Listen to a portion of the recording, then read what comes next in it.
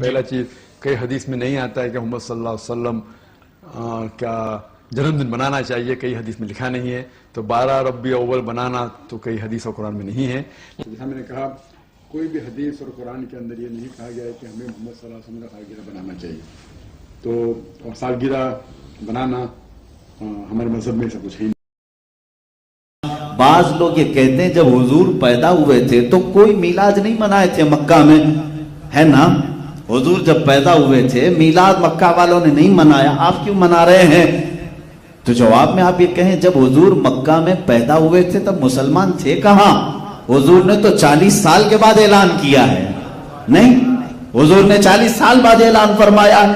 مکہ میں حضور پاک صلی اللہ تعالیٰ علیہ وسلم جس وقت جلوہ گر ہوئے تھے خوشیاں منائی گئی، اور بات ہے کہ تمہاری آنکھیں نہیں دیکھتی. اس وقت تو جبرائیل امین خوشی منا رہے تھے، ملائکہ خوشیاں منا رہے تھے. لیکن اگر تم دنیاوی باتیں کرتے ہو ظاہری طور پر تو میں مانتا ہوں مکہ والوں نے خوشیاں نہیں منائی تھی، اس لیے کہ وہاں سب کافر تھے، اکثر کافر تھے، مشرکین تھے. لیکن مجھے یہ بتاؤ مدینے جب وہ رسول آئے تھے تو خوشیاں منائی گئی تھی کہ نہیں؟ اس لیے کہ مدینے میں پہلے سے مسلمان موجود تھے. پتہ یہ چلا رسول آنے کے وقت خوشیاں صرف اسلام والے مناتے ہیں، جن کے ہاں ایمان ہے وہ خوشیاں مناتے ہیں. کفر و شرک جہاں پہلے سے ہو ان کو میلاد سے کیا غرض ہے؟ رسول پاک کی ولادت سے کیا غرض ہے؟ کل ہی ایک صاحب نے مجھ سے پوچھا میلاد منانا کہاں لکھا ہوا ہے؟ میں نے کہا سنیوں کی قسمت میں لکھا ہوا ہے. کہاں لکھا ہوا ہے؟ سنیوں کی قسمت میں لکھا ہوا ہے.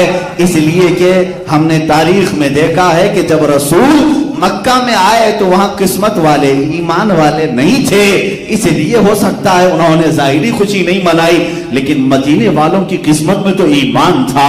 جب رسول نمودار ہو رہے تھے ارے میاں انہوں نے تو دف بجا بجا کر کے اپنے نبی کا استقبال کیا. تم تو صرف ہمارے جھنڈوں پر اعتراض کرتے ہو. ابھی تو ہم نہ ڈھول اٹھائے ہیں نہ دف اٹھائے ہیں. مدینے والی بچیاں دف بجا کر کے میرے نبی کا استقبال کر رہی تھی. اور میرے آقا نے اگر یہ بدعت اور شرک ہوتی تو مدینے والوں کو کہتے لے جاؤ اپنے دف اندر، یہ سب کیا کر رہے ہو؟ بلکہ صدیق اکبر فرماتے ہیں حضور نے خوشی کا اظہار فرمایا. پتہ یہ چلا میلاد منانے والوں سے میرے آقا بھی راضی ہوتے ہیں.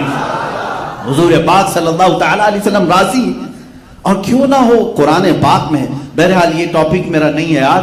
میں انشاءاللہ العزیز میلاد کی شب ضرور عرض کروں گا کہ میلاد ہم کیوں